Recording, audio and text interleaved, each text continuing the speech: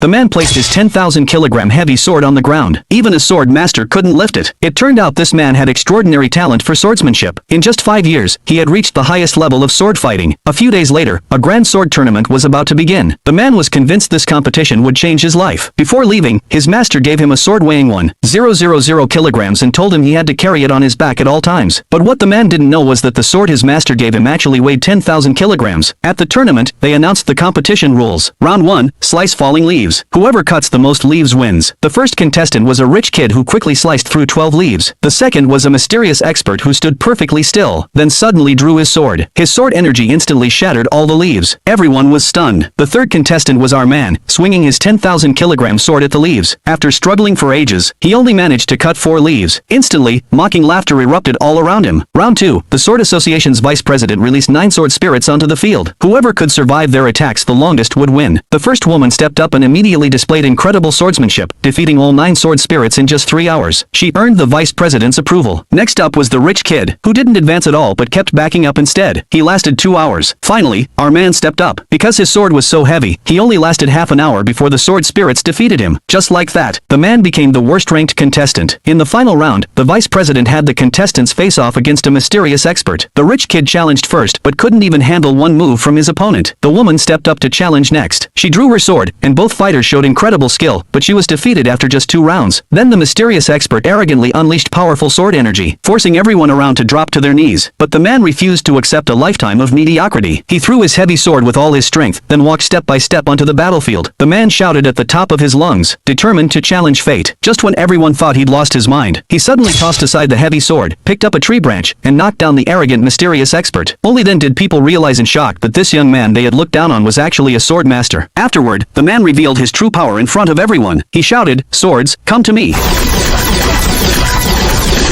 In an instant, the sky filled with thousands of flying swords. Seeing this, everyone stood there completely stunned.